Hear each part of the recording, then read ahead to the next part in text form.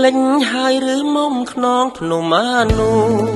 សាវរីយ៍ដែលយើងទាំងពីរធ្លាប់បានទៅលេងរៀមបានបីបំថ្នាក់ធ្នមឲ្យគេងមើលទឹកថ្លាឆ្វេងអូនស្ដាប់សាប់ភ្លេងធម្មជាតិរវើយ Green Season គឺជាឱសថជួយឲ្យជីវិតយើងមានអារម្មណ៍ស្រស់ស្រាយខ្យល់ដកដង្ហើមល្អអារម្មណ៍ល្អ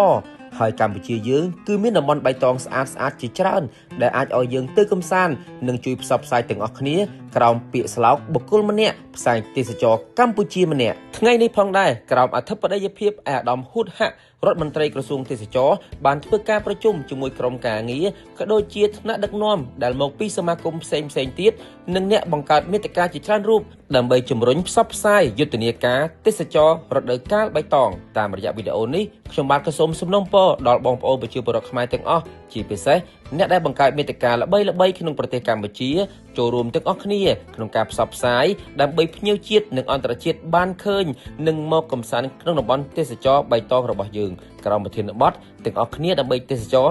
រដើម្បីទាំងអស់គ្នាក្នុងភ្នំអានុសាវរីយ៍លំអងនៅភារយលើបុស្បារីករះរហងត្រចង់គប់នេត្រា